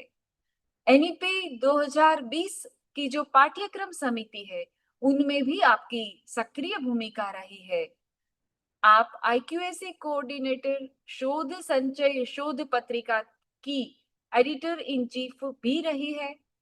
आप जर्नल के एडवाइजरी बोर्ड के मेंबर के रूप में भी शोध कार्य से जुड़ी रही है। एक मार्गदर्शक के रूप में आप पीएचडी के शोधार्थियों को दिशा प्रदान कर रही है। विभिन्न संस्थानों में आप निमंत्रित वक्ता के रूप में ज्ञान का प्रसार कर रही है। सामाजिक संवेदनशीलता की दृष्टि से कोरोना काल में आयोजित आपका गीता ज्ञान यज्ञ अनेक लोगों के लिए मानसिक एवं आध्यात्मिक संबल बना था। ऐसी बहुआयामी विदुषी, अनुभवी शिक्षिका, समर्पित शोधकर्त्री और प्रेरणादायी व्यक्तित्व के धनी हमारी सखी डॉक्टर मंजुला विरडिया जी को इस मंच पर हम हार्दिक स्वागत करते हैं, अभिनंदन करते हैं और वंदन करते हैं। और अब उनके अध्यक्षीय प्रवचन के लिए उनको नम्रता पूर्वक निवेदन है।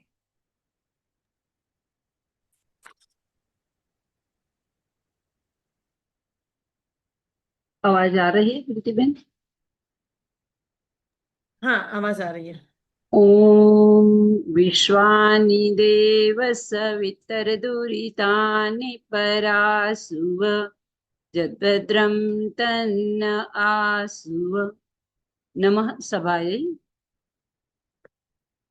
आज की हमारी ये सभा मासांत व्याख्यान माला पुष्प 8 जो गुजरात प्रांत की विदुषी समूह के द्वारा आयोजित है, जिनमें प्रमुखतः गुजराती लेखिकाओं के द्वारा लिखे गए जो अपने विविध ग्रंथ है, उन पर संस्कृत भाषा का प्रभाव किस रूप से रहा है, इस बारे में खास स्पष्ट व्याख्यान के आयोजन किया हुआ है। इस व्याख्यान माला के परामर्शक माननीय राजेश भाई जी, इस व्याख्यान माला की संयोजिका प्रीति मैडम, सह संयोजिका माधवी मैडम और आज की छोटी बालिका के रूप से धारदार वक्त्री के रूप में हमारे सामने आई हमारी आस्था मैडम, और इस मंच पर ज्ञान पिपासु के रूप में उपस्थित सभी विद्वत वर्यों का मेरे हृदय से सहवंदन। आज मैं प्रीति बेन का हृदय से शुक्रिया अदा करते हुए आपने यह भूमिका मुझे दिया अध्यक्ष के रूप में अपनी बात रखने की, तो मैं ये जरूर कहूंगी कि आज की जो मुख्य वक्त्री है आस्था मेहता, जब कोरोना काल में वो अपना व्याख्यान या तो अपनी बात रखती थी, छोटी छोटी बात में प्रश्नार्थ कर रही थी, तब मैंने राजेश भाई को बोला था कि ये बच्ची में ऐसा पोटेशियम पड़ा हुआ है कि वो धारदार वक्तृ बन सकती है और अच्छे रूप से संशोधिका लेखिका बन सकती है। तो आज ये आस्था को मेरे सामने रखा, तो प्रीतिबेन का मैं हृदय से आभार व्यक्त करती हूँ कि मैंने जो देखा था वो मंच आज उन्होंने पार उतारा। तो सबसे पहले मैं साधुवाद हृदय से आस्था को प्रदान करती हूँ। बाद में आज का जो विषय चुना गया है परम समीपे, वो शीर्षक ही अपना संपूर्ण संस्कृत में है। संस्कृत प्रभाव की यदि हम बात करें तो शीर्षक से यदि हम शुरू करते हैं तो शीर्षक अपना ही परम समीपे। यदि आप 10 बार बोलो ना आंख बंद करके, तो ये भी प्रार्थना बन जाएगी। परम समीपे यदि हम बोलते रहते हैं तो एक प्रार्थना बन सकती है। इतना सार्थक ये शीर्षक कृति का है। और इसके बाद आस्था जी ने जब अपना व्याख्यान शुरू किया, गुरु वंदना और प्रार्थना की महत्ता बताते हुए, हम सब जानते हैं कि हमारे जो विद्वत वर्य है उन्होंने अपने अपने बात में प्रार्थना का प्राधान्य अनिवार्य रूप से दिया है। जैसे हमारे महात्मा गांधी बोल रहे हैं कि प्रार्थना आत्मा का खोराक। तो ऐसे कहीं वाक्य हमें मिलता है कि प्रार्थना क्या है। और हम भारतीय होने के नाते तो हमें त्रिकाल संध्या अनिवार्य रूप से जीवन में करना ही चाहिए। ऐसा हमें बाल्यकाल से सिखाया जाता है कि प्रातः काल या मध्याह्न सायंकाल हमें प्रार्थना करनी चाहिए। तो ये प्रार्थना संग्रह होते हुए भी एक अपने आप में अनोखा एक काव्य संग्रह भी रहा है ये ग्रंथ। ये ग्रंथ की विशेषता है। और इस ग्रंथ में जो सबसे बड़ी बात आस्था जी ने तो अपने व्याख्यान में रखी ही है, पर परम के समीप जाने की जो बात है उनमें आस्था जी ने अपनी बात संस्कृत भाषा ये मात्र भाषा नहीं है, संस्कार है, ऐसे अपना शब्द रखा। तो संस्कार का जो बात आती है तो आत्मा की परम के रूप में प्रीति करना, या तो आपने मम्मट के प्रयोजन से अपना प्रयोजन सिद्ध कर दिया कि यदि कोई कवि अपना कार्य करता है या तो कोई व्यक्ति अपना कार्य करता है तो बिना प्रयोजन कोई कार्य नहीं होता। इस रूप में आज ये जो मंच आकारित हो रहा है प्रीतिबेन, उसके पीछे भी बहुत बड़ा प्रयोजन है। और ये प्रयोजन आज हम सिद्ध होते हुए देख रहे हैं कि सब जो जुड़ रहे हैं हमारे साथ, तो ये भी एक परम समीप है, संग गच्छध्वम को सार्थक कर रहे हैं, ऐसा यहाँ सूर मुझे दिखाई दिया। और आपने जो प्रयोजन की बात कही तो ये भी बहुत बड़ा प्रयोजन है। और लेखिका ने ये कृति लिखने के लिए कहाँ से अपना प्रेरणा बिंदु प्राप्त किया, आपने बहुत अच्छी तरह से बताया। जो हेलन स्टील का राइज का जो स्टोरी था और उनकी जो कृति थी, वो कृति पढ़ते पढ़ते उन्होंने अपने भारतीय तत्वज्ञान पर भी एक विचार किया और उनको अपने शब्द में डालने के लिए उन्होंने पूरे जगत के साहित्य को फंफोस लिया। और जहां जहां से उनको ऐसा लगा कि ये सबसे श्रेष्ठ प्रार्थना है, इस श्रेष्ठ प्रार्थना का संग्रह करते हुए कुंदनिका जी ने हमारे हाथ में परम समीपे ग्रंथ को रख दिया। ये उनका उद्देश्य आपने बहुत अच्छी तरह से सिद्ध किया। इस संग्रह का 5 प्रकार का जो स्तर है, वो स्तर भी ईश्वर के समीप यदि हमें जाना है तो 4 प्रकार के पुरुषार्थ हमारे यहाँ कहा गया है, धर्म अर्थ काम मोक्ष। और मोक्ष की प्राप्ति के लिए एक हमारा देह भी अनिवार्य होना चाहिए, देह होते हुए हमें मोक्ष होते हैं। तो 5 पुरुषार्थ के रूप में यहाँ मैंने एक काव्य संग्रह का भी अध्ययन किया है। तो मुझे ऐसा जरूर लगा आस्था जी कि यहाँ जो वेद है, धर्म की बात, जो वैदिक प्रार्थना है धर्म के लिए कहा गया है, धर्म अर्थ संत वाणी जो रखी गई है वो अर्थ के रूप में है। अर्थ या क्या है कि हम जिसको धन बोलते हैं, यहाँ संत सूफी संत की जो परंपरा में प्रार्थना रही है, वो संत की प्रार्थना उनके लिए धन बन जाता है। वो धन के रूप में अपना ईश्वरीय तत्व को पाने की प्रार्थना करते हैं। तृतीय विभाग आपने दिखाया वैदिक परंपरा, या तो विदेश लोगों के जो लेखकों ने लेख लिखा है उन पर उनका आधार। तो धर्म अर्थ काम, जो हमारी कामना विविध रहती है, वो कामना का संग्रह कहाँ रहा है?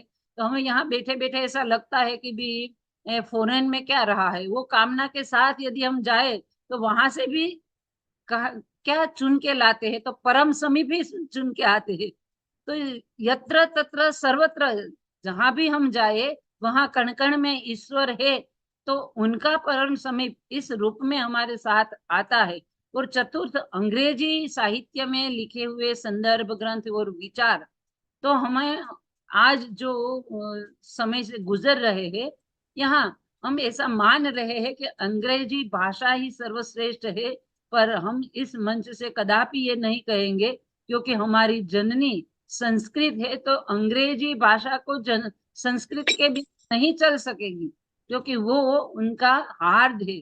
तो परम समीप यदि हमें जाना है तो कुंदनिका जी ने जो ये पंच बनाया है, ये पंच हमारा धर्म अर्थ काम मोक्ष और हमारा देह के रूप में है। इनके बिना मोक्ष नहीं होगा। यही गर्भित अर्थ आपने अपने व्याख्यान में सूचित किया। और चार पुरुषार्थ और आत्म तत्व की बहुत सुंदर बात अपने रखी।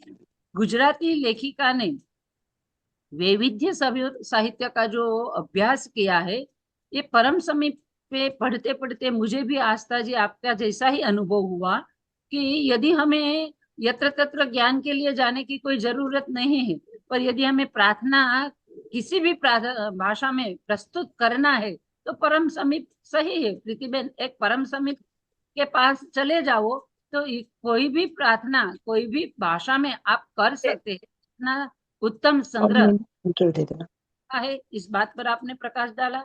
और प्रार्थना अंतर्यामी के साथ आत्मा का नीरव संवाद है। वो बहुत ही गर्भित और हमारी जो दार्शनिक परंपरा है उनका एक परम तत्व के रूप में ये बीज है। ये यदि हम कह सकते हैं कि नीरव संवाद ये बीज मंत्र है इस ग्रंथ का। तो कोई भी प्रार्थना बीज मंत्र के बिना नहीं रहती। तो ये प्रार्थना संग्रह का बीज मंत्र क्या है? तो नीरव शब्द जो है ना, वो बीज मंत्र है। हम निरंतर परम के समीप चले जाए तब हम मोक्ष की प्रार्थना या तो प्राप्ति कर सकते हैं। और आपने बताया वाणी की वैशिष्ट्य की बात आपने की, परा, पश्यंती, वैखरी और मध्यमा। हमारा अभी मध्यमा और वैखरी ये संवाद सतत चलता रहता है। पर ये मध्यमा और वैखरी से यदि हमें पर जाना है और परम की ओर जाना है, तो मैं जरूर कहूंगी कि जो परमात्मा ने सृष्टि बनाई है, तो यदि हम धैर्य से सुने तो पुष्प खिलता है। तो प्रातः काल कभी हम पुष्प के पास जाते हैं तो कितना सौंदर्य से वो खिल जाता है, पर वो परम शांत रहता है, कभी गोंघाट नहीं करता। पर एक ऐसा मनुष्य ऐसा है प्रीतिबेन, यदि कोई उपाधि मिल जाती है, यदि कोई पद मिल जाता है, तो ढोल नगारा के साथ इतना घोंघाट कर देता है कि उसका परम दूर हो जाता है। यदि हमें परम के समीप जाना है तो ये परा और मध्यमा के दूर से परा से मध्यमा तक जाना है और मध्यमा से परा तक जाना है, तो हमें प्रकृति के तत्वों से परम की ओर गति करना सीखना पड़ेगा। एक पुष्प खिलता है, नदी अपनी खड़खड़ बहती है, तो उनका नीरव, इनके यदि हम तट पर बैठते हैं और यदि अनुभव करते हैं तो इतना शांत हमें उसका स्वर सुनाई पड़ता है। तो पवन बहता है, पर उनकी जो ध्वनि है, उनके पास यदि हम श्वासोश्वास से जो आस्था में हमने कहा कि प्राणायाम के द्वारा यदि हम अष्टांग योग के एक योग प्राणायाम से यदि हम प्राप्त करना चाहे तो भी परम के साथ हम जुड़ सकते हैं। ये पूरी बात आपने 4 प्रकार की वाणी की बात करते हुए हम प्रयत्न करें तो जरूर हम परा की ओर गति कर सकते हैं। और यहाँ इस संग्रह में जो वैदिक प्रार्थना है, ये तो हम सभी जानते हैं कि हमारे वैदिक देवता है उनके साथ ही जुड़ी हुई है, या यज्ञ देव हो, वरुण देव हो, या तो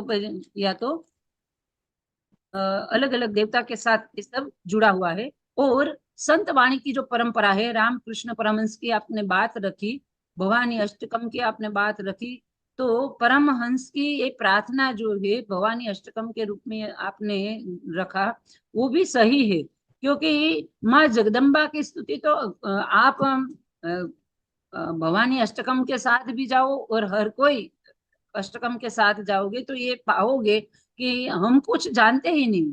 हमारा सब कुछ जो सर्वस्व है वो परम तत्व है, उनसे हम सीखते हैं। ये बात आपने रखी।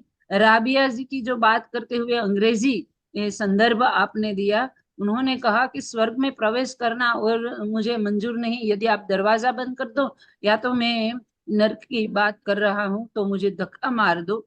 ये दोनों बात के लिए मुझे ऐसा लगता है कि हम जो बार बार प्रार्थना करते हैं ईश्वर से या तो अपने श्रद्धेय से, वहां भौतिक तत्व अभी प्रायः प्रथम रूप से रहता है कि हमारा ये सिद्ध हो जाए, वो सिद्ध हो जाए, ये सिद्ध हो जाए। पर यदि जो साधक है वो एक गति से चलता है तो उसका प्रार्थना का जो शब्द रहता है वो जरूर परम की गति के साथ मिल जाता है। और गीता का जो सूत्र है कर्मण्येवाधिकारस्तु मा फलेषु कदाचन, वहां तक वो पहुंच सकता है। और निष्काम कर्म करने के बाद ही ये स्वर्ग और नर्क की अपेक्षा से हम दूर रह सकते हैं। साहित्य पढ़ते ही जो हमें अनुभूति होती है वो अनुभूति की बात भी आपने रखी और अपना अनुभव साझा हमारे साथ किया, वो भी बहुत बढ़िया था। और रेजिना जी की बात करते हुए आपने उनका मन तन में मन शिव संकल्प ये प्रार्थना का प्रभाव आपको इसमें दिखा, वो भी सही रूप से आपने ढूंढ निकाला है। मन में चलने वाले जो विषय है ये सब चलता ही रहता है, हमारा मन सतत आंदोलित रहता ही है, हम सब जानते हैं। पर आपने मन से आंदोलन की बात करते हुए हमारी गुजराती भाषा की जो महत्वपूर्ण वानगी है उनका भी याद कर दिया कि खिचड़ी बन जाती है और खिचड़ी पका के हम किसी को भी पका सकते हैं।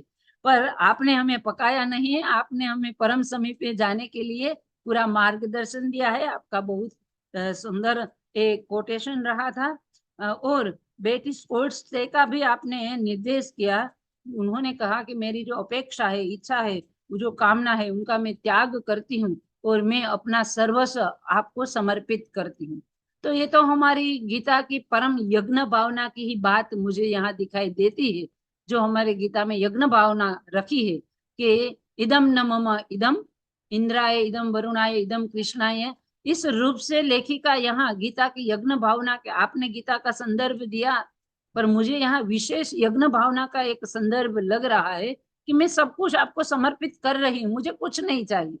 तो समर्पण की भावना यदि आती है तो गीता की यज्ञ भावना जरूर आती है। और ये यज्ञ भावना जब हमारे साथ सिद्ध हो जाती है, हम सब जानते हैं कि 3 प्रकार के कर्म हम करते हैं, इनमें से जो हमारा यज्ञ रूप कर्म रहता है वो श्रेष्ठ है। भले हमारे साथ कहा गया है कि हम शरीर यात्रा के लिए कर्म करते हैं, वो उसके बिना तो हम चल ही नहीं सकते, कृष्ण कह रहे हैं।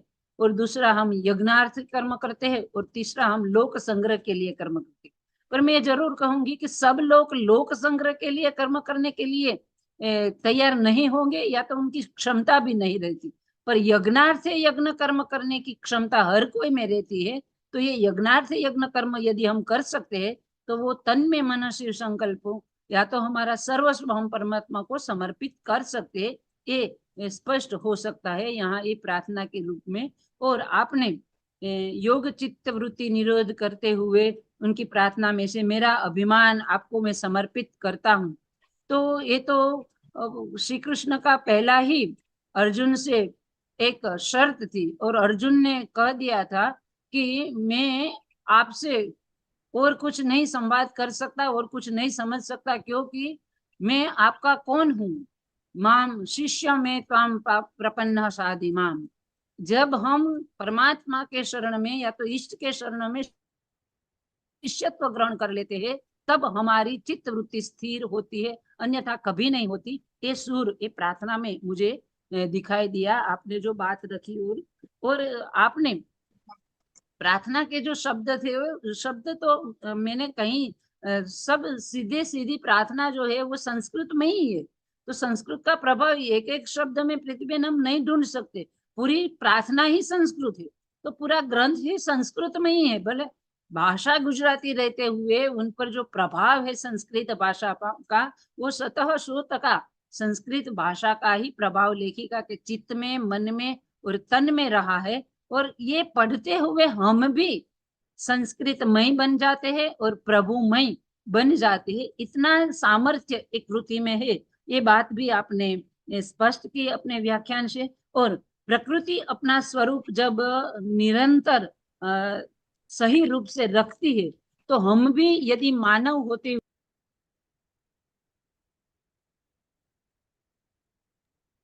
अनम्यूट कर दे मंजुला जी, आप म्यूट हो गए हैं। सॉरी, जो आपने जो व्याख्यान पूरा रखा है, इसका सार गर्भित्व यदि मैं कहूँ कि परम समीप में क्या कुंदनिका जी ने रखा है, तो मैं जरूर कहूंगी कि कुंदनिका जी ने परम समीपे, परम या तो परमात्मा के समीप हम किस रूप से जा सकते हैं। हमारी प्रार्थना हमारे पास सबसे पूरा हमारा धन है, क्योंकि शब्द वाणी एक श्रेष्ठ मंत्र है।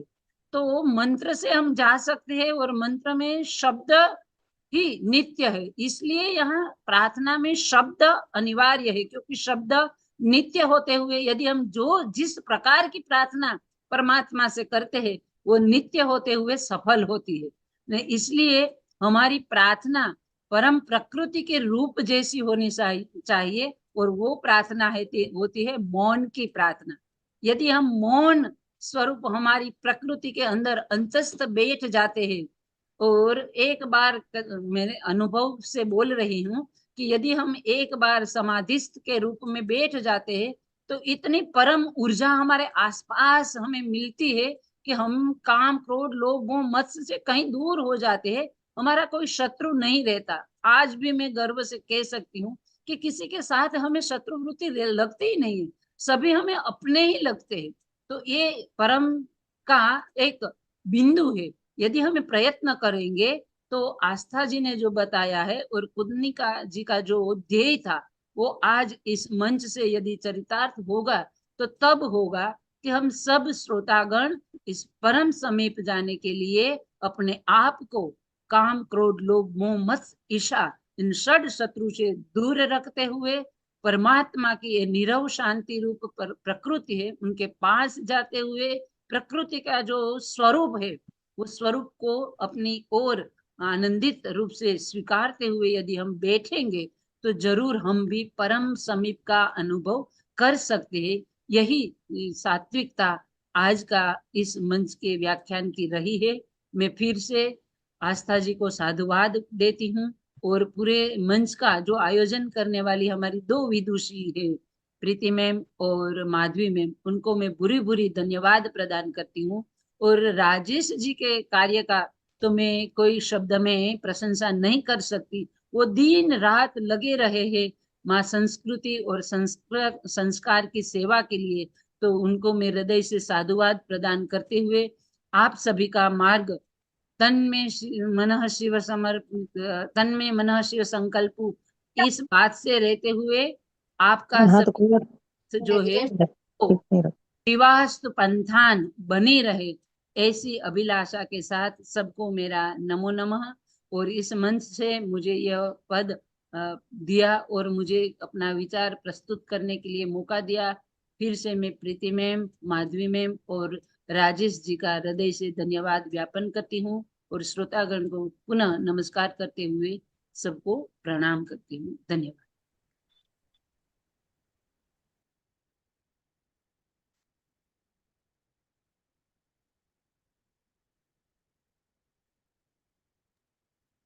पूरी पूरी धन्यवाद। आज यह जो परम समीपे पुस्तक के ऊपर चर्चा हुई, यह चर्चा हमें परम तत्व के समीप, परमेश्वर के समीप तो ले ही जाएगी, परंतु हमारी ये जो मासांत व्याख्यान माला चलती रहती है, तो हम सब परम मित्र के रूप में एक दूसरे के समीप भी आते ही रहेंगे।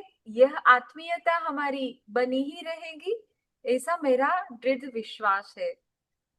आज का मननीय व्याख्यान, ऊपर से डॉक्टर मंजुला विरेडिया जी का उसका एक अर्थघटनात्मक अध्यक्षीय प्रवचन, इससे हम बहुत लाभान्वित हुए हैं।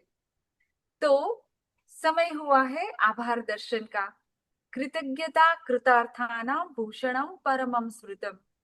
कृतज्ञता ही कृतार्थ जीवन का सर्वोत्तम आभूषण है। इसी भावना के साथ हम मंच परिवार की ओर से इस व्याख्यान पुष्प का आभार दर्शन करेंगे।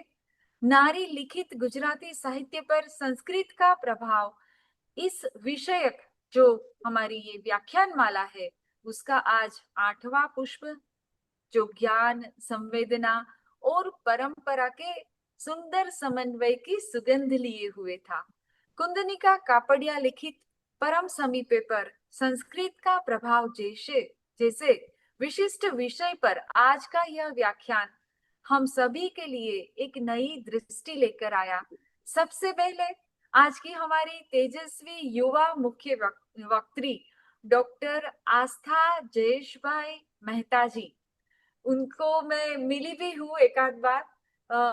बड़ी तेजस्वी युवा वक्त्री है, यह भी हम उनको आज जाने, तो उनके प्रति हम विशेष आभार व्यक्त करते हैं।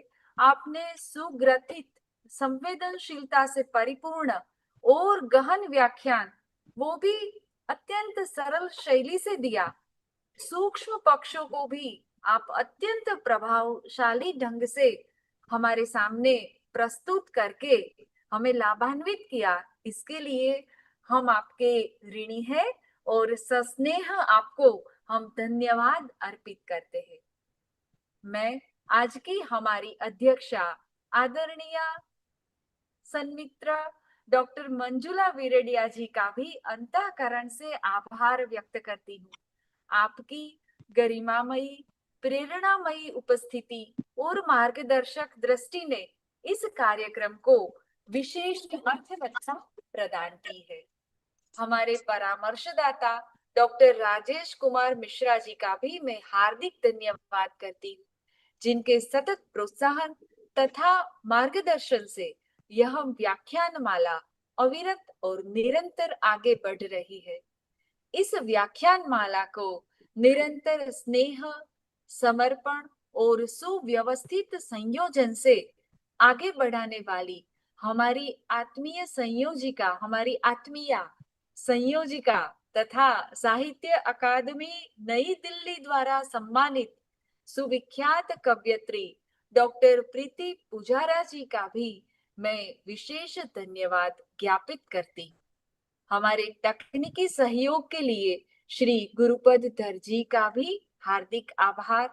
वैश्विक संस्कृत मंच, विदुषी समूह तथा सभी सहयोगी संस्थाओं के जो भी कार्यकर्ताएं हमें सहाय करने के लिए सदैव उपस्थित रहते हैं, उन सभी के प्रति भी, इन सारी संस्थाओं के प्रति भी हम अपनी कृतज्ञता व्यक्त करते हैं। आज प्रार्थना द्वारा वातावरण को दिव्यता प्रदान करने वाले, गुरु महिमा का गान करने वाले कोमल जोशी जी का भी धन्यवाद करते हैं। जूम एवं यूट्यूब के माध्यम से जुड़े आप सभी श्रोताओं को, जिनको मैं अपने परम मित्र कह रही हूँ, आप सभी का भी मैं विशेष रूप से आभार व्यक्त करती हूँ। आपकी सहभागिता ही इस व्याख्यान माला की सच्ची ऊर्जा है। अंत में इस पुष्प 8 को सफल बनाने में योगदान देने वाले सभी सहयोगियों का सादर नमन पूर्वक धन्यवाद।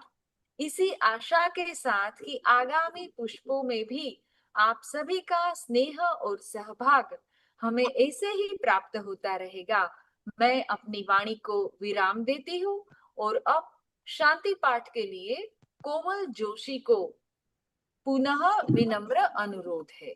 धन्यवाद, नमस्कार। धन्यवाद मैम। सर्वेभ्यो नमो नमः। ॐ पूर्णमदः पूर्णमिदं पूर्णात् पूर्णमुदच्यते पूर्णस्य पूर्णमादाय पूर्णमेवावशिष्यते। ॐ शान्ति।